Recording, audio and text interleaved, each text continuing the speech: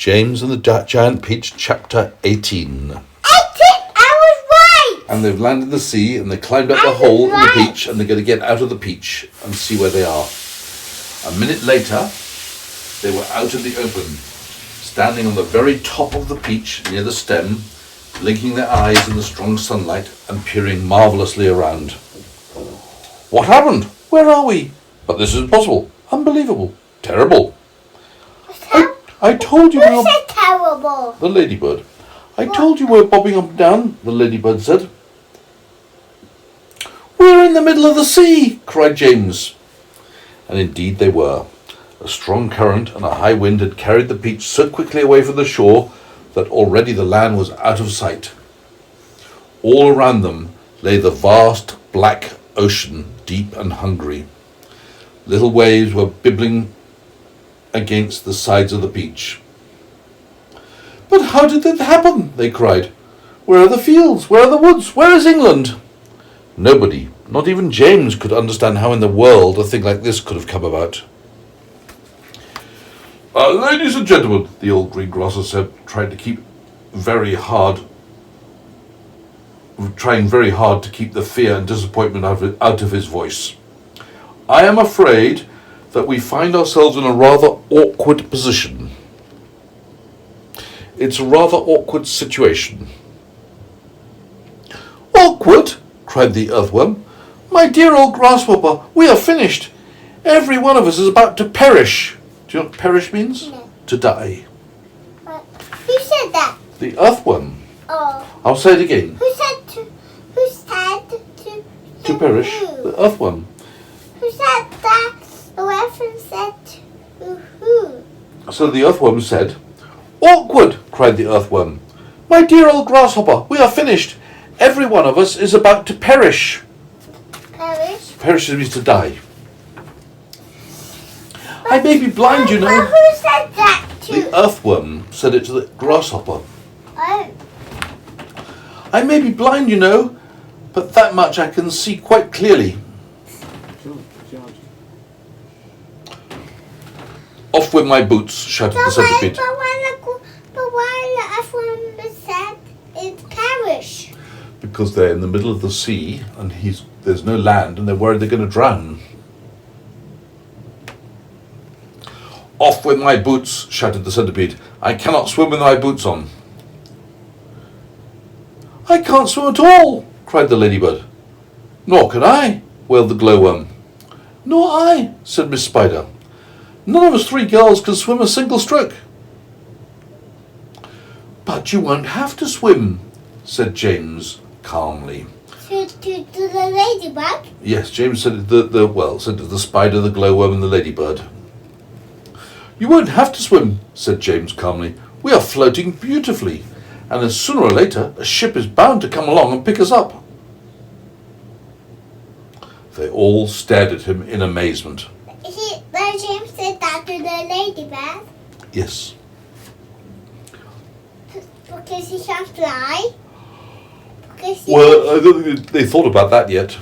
Huh? I don't think they thought about that. I think they were worried about the peach sinking. But it's not sinking, it's floating.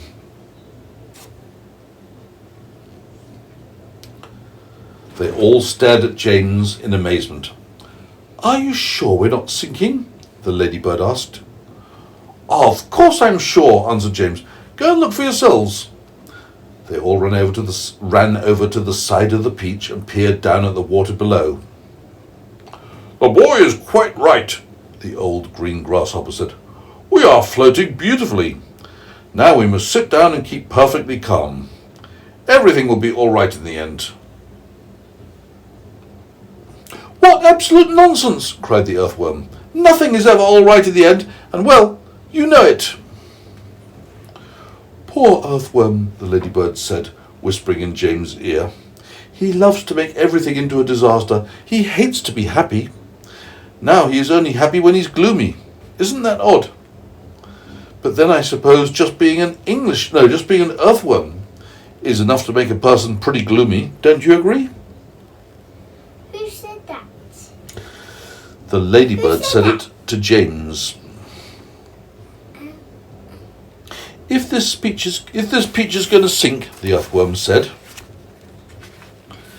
Or if this peach is going to sink, the earthworm was saying, and if we are not going to be drowned, then every one of us is going to starve to death instead. Do you realise that we haven't had a thing to eat since yesterday morning? By golly, he's right, cried the centipede. For once, Earthworm is right. Of course I'm right, the earthworm said. And we're not going to find anything around here either. We shall get thinner and thinner and thinner and thirstier and thirstier and thirstier, and we shall all die a slow and grisly death from starvation. Starvation, you know what starvation is? When you're very, very hungry. If you die of starvation, you die because you haven't had enough to eat. I am dying already. I am already shriveling up for want of food. Personally, I'd rather drown. That's the earthworm saying it.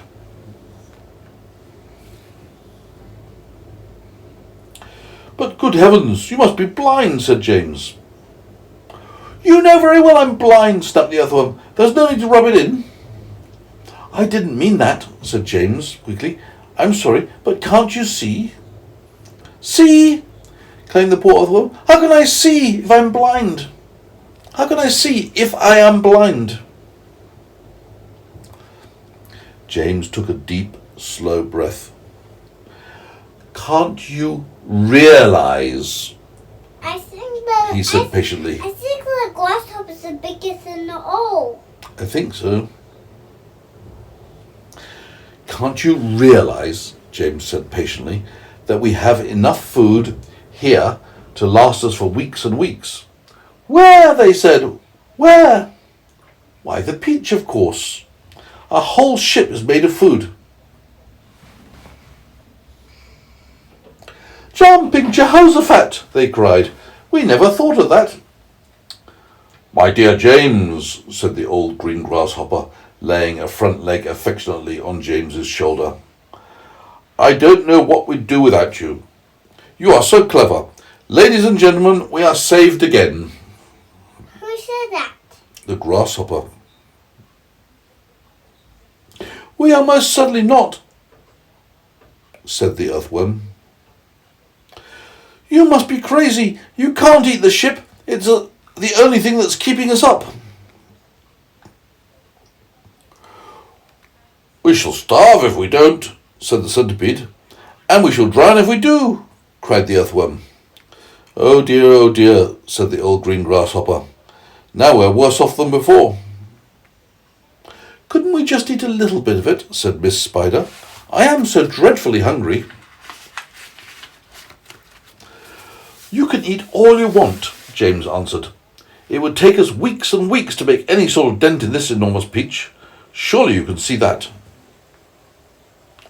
Good heavens, he's right, again, cried the old green grasshopper, clapping his hands. I think good heavens. It would take weeks and weeks. Of course it would. Who said good heavens? The grasshopper. Good heavens, he's right again, cried the old green grasshopper, clapping his hands. It would take weeks and weeks. Of course it would. But let's not go making a lot of holes all over the deck. I think we'd better simply scoop it out of that tunnel over there, the one that we just come up by. An excellent idea, said the ladybird. Oh, what are you so worried about, earthworm? The centipede asked. What's the problem? The problem is, the earthworm said, the problem is that there is no problem. Everyone burst out laughing. Cheer up, earthworm, they said.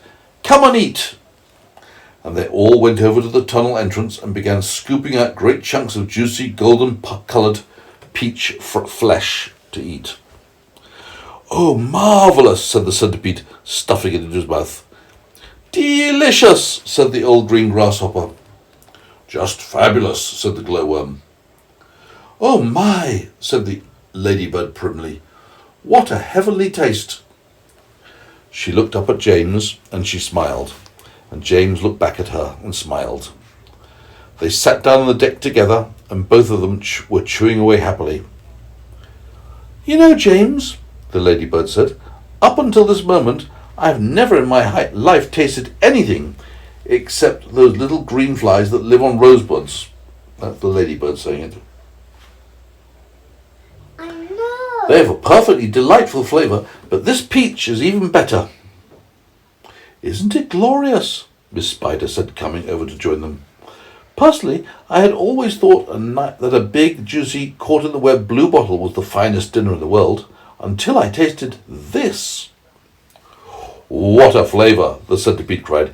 "It's terrific. There's nothing quite like it. There never has been, and I should know because I personally have tasted all the finest foods in the world." Whereupon the centipede, with his mouth full of peach and with juice running all over his chin, suddenly burst into song. "I've eaten many strange and scrumptious dishes in my time, like jelly gnats and dandy prats and earwigs cooked in slime. And mice with rice, they're really nice when roasted in their prime. But don't forget to sprinkle them with just a pinch of grime." Oh, more song. "I've eaten fresh mud burgers by the greatest cooks there are, and scrambled dregs and stink bugs' eggs and hornets stewed in tar, and pails of snails and lizards' tails and beetles by the jar. A beetle is improved by just a splash of vinegar. I often eat boiled slobbages, they're grand when served beside minced doodle bugs and curried slugs. And have you ever tried mosquitoes' toes and wumpfish roes, most delicately fried? The only trouble is they disagree with my inside. I'm mad for crispy wasp stings on a piece of buttered toast, and pickled spines of porcupines, and then a gorgeous roast of dragon's flesh, well hung, not fresh. It costs £1 at most, and comes to you in barrels if you order it by post. I crave the tasty tentacles of octopi for tea. I like hot dogs, I love hot frogs, and surely you'll agree. A plate of snail with engine oils, a super recipe. I hardly need to mention that it's practically free. For dinner on my birthday, I shall tell you what I chose. Hot noodles made from poodles on a slice of garden hose, and a rather smelly jelly made of armadillo's toes. The jelly is delicious, but you have to hold your nose.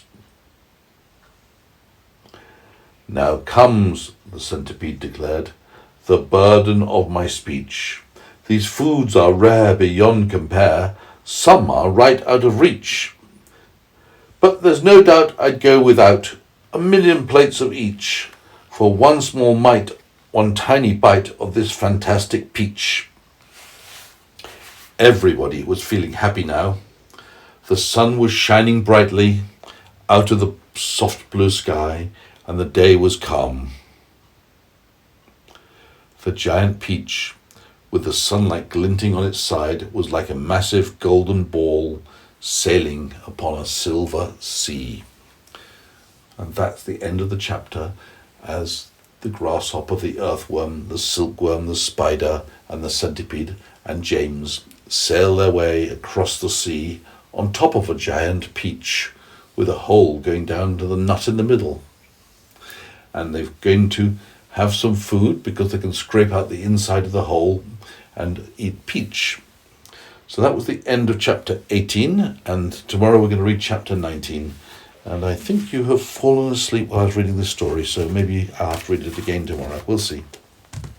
Good night, Aidan.